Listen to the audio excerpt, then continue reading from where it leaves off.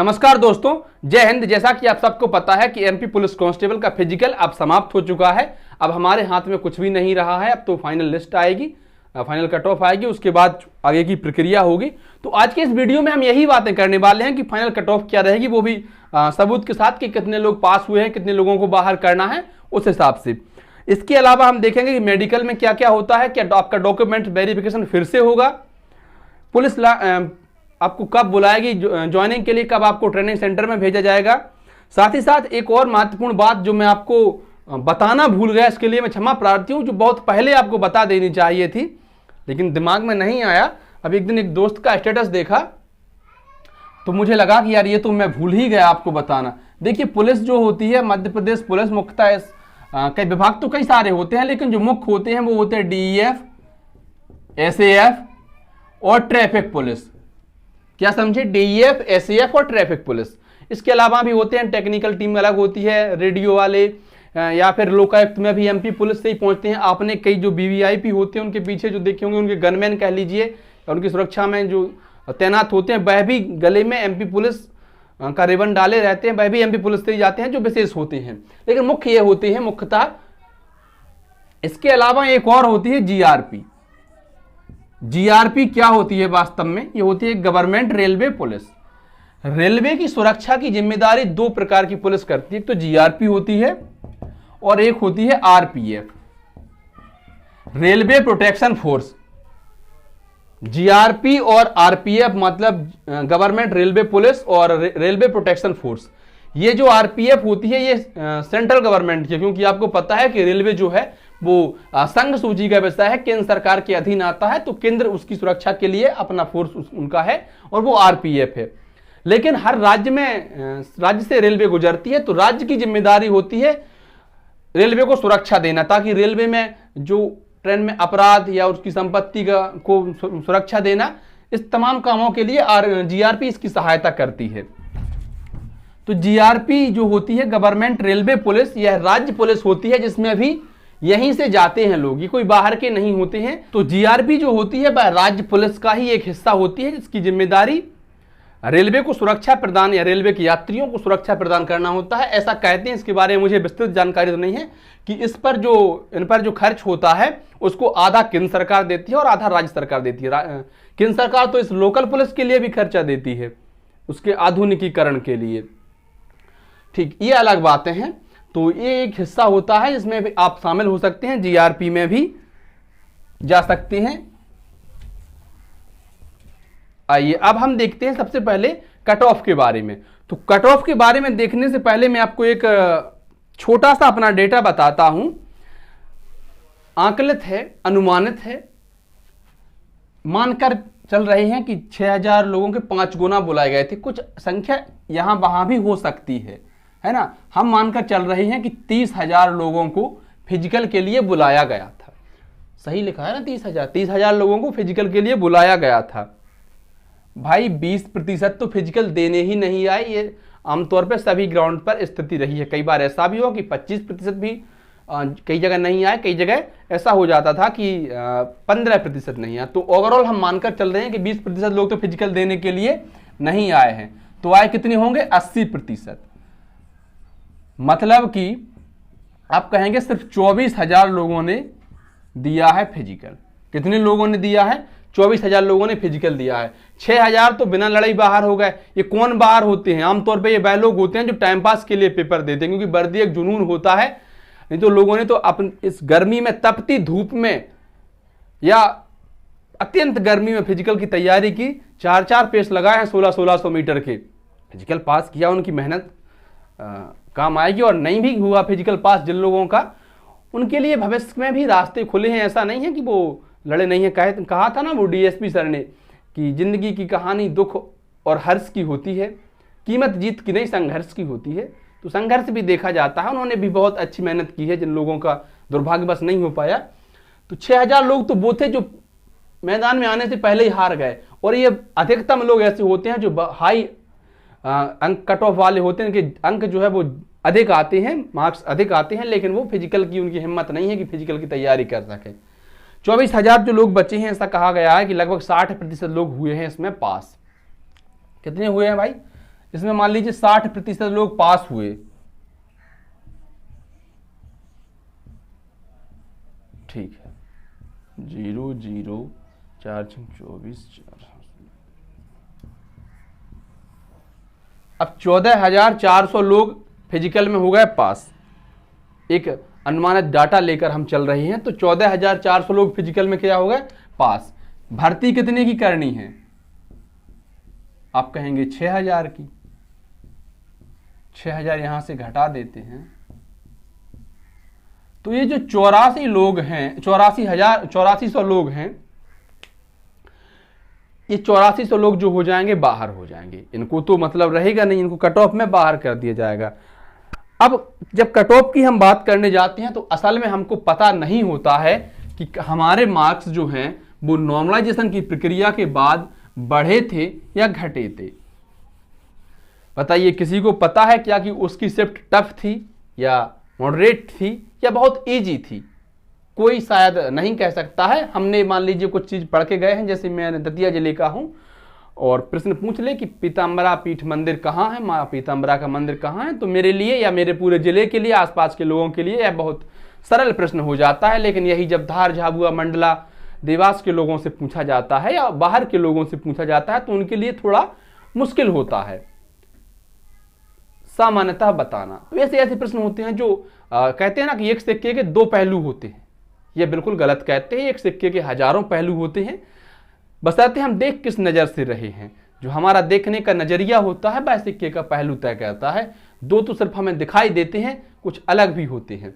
तो नॉर्मलाइजेशन में मार्क्स बढ़े होंगे या घटे होंगे ये तो किसी को पता नहीं है, फिर भी हम एक अनुमान लेकर चल रहे हैं कि जो कट ऑफ रहेगी ये 8400 लोगों को बाहर करना है। अब देखिए, पहला जो एक अंक होगा उस पर कम से कम 1000 से लेकर 1500 लोग बाहर हो जाएंगे, बिल्कुल पक्की बात है, हमेशा होते आए हैं। लेकिन जो दूसरा अंक होगा उस पर यह डाटा ज्यादा हो जाता है, उस पर यह डाटा 1500 से फिर 3000 पहुंच जाएगा। वो ऐसे कि 50 किलो वजन तो हम रख सकते हैं, कई बार लेकर जाते हैं चक्की पर आटा गेहूं पिसवाने, लेकिन क्या उस 50 किलो के साथ 10 किलो और रख सकते हैं? तो फिर तो ऐसे ऐसे हो जाएंगे, फिर तो नहीं रख पाएंगे। वही होता है कि जैसे लोग कहते हैं कि हमने 6 महीने की पढ़ाई की, 70 नंबर आ गए। अगर हम तुम्हारी तरह साल भर पढ़ते होते तो 90 आ जाते। कैसे संभव? ज्यादा से ज्यादा तुम 2 नंबर और बढ़ा लेते। तो जो आखिरी के नंबर होते हैं बढ़ाना बहुत मुश्किल होता है। 40-50 नंबर तो हर किसी के आ जाते हैं, लेकिन 70-80 नंबर लाना तो बड़ी बात होती है ना, उसके आगे जाना बड़ी बात होती है। इस हिसाब से हम कट ऑफ अगर देखें तो देखिए, जनरल या अनरिजर्व्ड जो कैटेगरी के लोग हैं इनकी जो कट ऑफ रहेगी, यह पुरुष वर्ग में हम बात कर रहे हैं, भाइयों की बात कर रहे हैं, लगभग 75 अंक इनके नॉर्मलाइजेशन के बाद अगर हो जाते हैं तो सिलेक्शन, ऐसी उम्मीद है कि आपका हो जाएगा।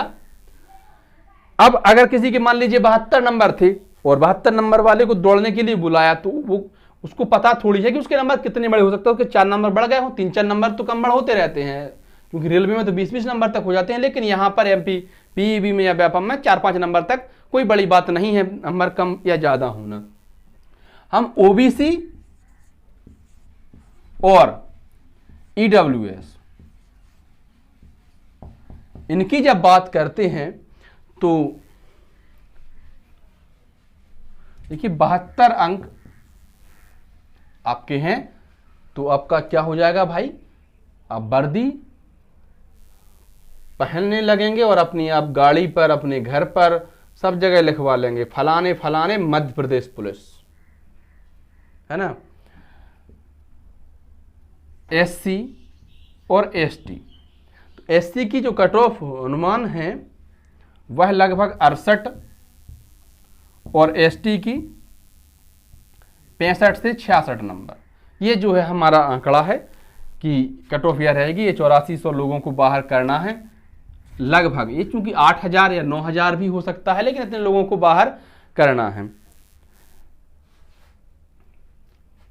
फिर वही कहूंगा कि टेंशन अपने दिमाग पर बिल्कुल ना लें, कतई ना लें कि आपके नंबर कम हैं कि ज़्यादा हैं, आपको टेंशन इस बात की होने लगे तो फिर ये गड़बड़ है।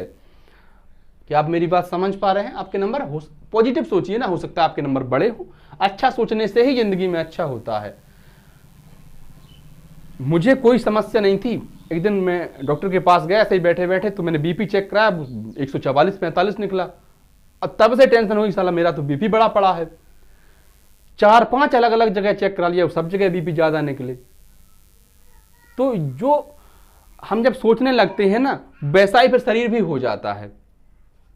अगर हम बहनों की बात करें, फीमेल कैटेगरी या महिला वर्ग में हम बात करें, तो जनरल में 70 और ओबीसी या ईडब्ल्यूएस में आपके अगर 68 अंक हैं, एससी में 66 और एसटी में 63-64 अंक अगर आपके हैं, तो बहनों आपका जो है फाइनल सिलेक्शन हो सकता है। यह हमारा कट ऑफ का एक डाटा था, आंकड़ा था, और यह डाटा हमने आपसे ही पूछा है। पिछली कई वीडियो में आपने बताया है, हमने लोगों से बात भी की है।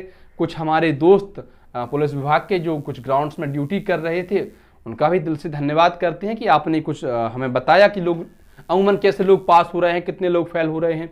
ऐसा भी हुआ है कि 10 में से 10 एक फाइल में फेल हुए हैं, तो 10 में से 10 एक फाइल में पास भी हुए हैं। उस हिसाब से ये डाटा चलता रहता है, घटता बढ़ता रहता है आंकड़ा। 1-2 नंबर कट ऑफ में, एक आध नंबर ही यहाँ वहाँ होगा, मुझे ऐसा पूरा भरोसा है। अगर अब हम यह देखें कि रिजल्ट लगभग कब तक आएगा, तो मेरे भाई रिजल्ट जो है वो जुलाई लास्ट तक आपका रिजल्ट आ जाएगा, क्योंकि पिछली जो 2 भर्तियां हुई हैं उनमें 1 महीने का ही लगभग समय लिया गया है। तो आपका रिजल्ट कब तक आ जाएगा? जुलाई लास्ट तक। उसके ही 8-10 दिन में आपसे कह दिया जाएगा कि आपको जो है मेडिकल के लिए आना है। मेडिकल आपका जिले पर होगा। पहले क्या होता था, जो 2016 और 17 में भर्तियां हुई थी, उनमें जो जिला है वो हम बाद में भरते थे अपना फाइनल कट ऑफ या फाइनल लिस्ट आने के बाद। लेकिन हमने, अगर आपने ध्यान दिया हो, इस फॉर्म में हमने पहले ही अपने जिला या प्रेफरेंस भर दिए थे। समझ रहे हैं ना? तो जिला हमको मिलेगा और उसी जिले पे होगा मेडिकल। जो हमें जिला मिलेगा, मान लीजिए जैसे मैं दतिया जिले का हूं, तो मेरे आसपास के जिले में भरते हैं हम लोग। निवाड़ी है, टीकमगढ़ है, शिवपुरी है, ग्वालियर है।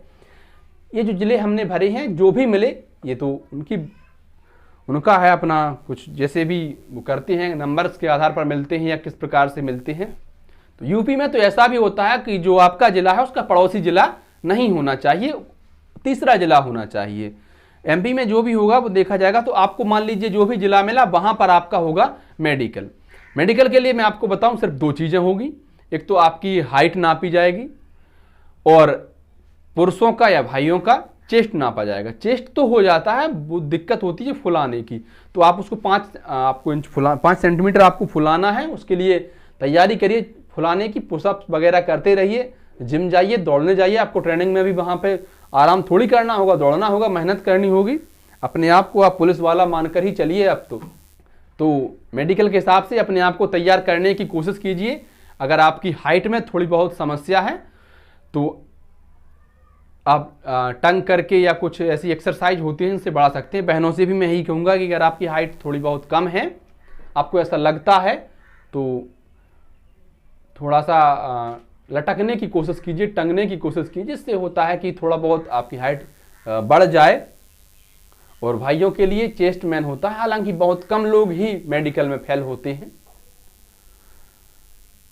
मेडिकल के बाद लगभग बहुत कम समय लगता है, आपको ज्वाइनिंग के लिए बुला लिया जाता है। जो आपका जो जिला होता है उसी की पुलिस लाइन में आप पहुंच जाते हैं, और फिर पुलिस विभाग ही तय करता है कि कब आपको और कौन से आपको ट्रेनिंग सेंटर में भेजा जाता है। जैसे ये ग्वालियर के तिगरा में पुलिस ट्रेनिंग सेंटर है, रीवा में पुलिस ट्रेनिंग सेंटर है, पुलिस ट्रेनिंग स्कूल है, तो कहीं भी आपको भेजा जा सकता है। ये अलग प्रक्रिया है, और यहाँ पे आपकी ट्रेनिंग होगी। उसके बाद आपको थानों में भेजा जाएगा। मान लीजिए आपकी ट्रेनिंग नहीं होती है, किसी कारणवश आपकी ट्रेनिंग नहीं हो पाती है, लेट होती है ट्रेनिंग, तो तब तक आप थानों में नहीं पहुंच पाएंगे। अगर आप डीईएफ में भी हैं तो भी थानों में नहीं पहुंच पाएंगे, फिर आपको लाइन में ही रहना पड़ेगा। और जब आप ट्रेनिंग से अपनी गुजर जाते हैं तो आप फिर थानों में पहुंच जाते हैं। ट्रेनिंग जो होती है वो इस प्रकार से होती है कि आपको पढ़ना भी पड़ता है किताबें, और आपको शारीरिक ट्रेनिंग भी होती है, हथियार चलाना भी सिखाया जाता है। कुल मिलाकर एंजॉयफुल होती है। बहुत जल्दी किसी पुलिस वाले मित्र से पूरा समझेंगे कि किस प्रकार से ट्रेनिंग होती है। फिलहाल मोटी मोटी जानकारियाँ यही हैं।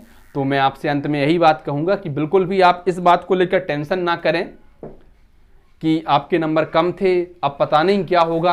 कतई नहीं सोचना है आपको, जो होगा वो देखा जाएगा। पॉजिटिव सोचिए, यही मानकर चलिए कि नॉर्मलाइजेशन में आपके नंबर जो हैं वो बड़े होंगे। और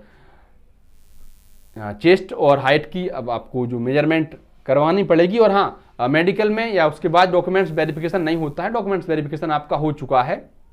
धन्यवाद प्यारे साथियों। वीडियो आपके काम की हो, वीडियो आपको अच्छी लगी हो तो वीडियो को लाइक शेयर जरूर करें, और निवेदन है आपसे अपने चैनल को सब्सक्राइब भी करें। धन्यवाद मित्रों।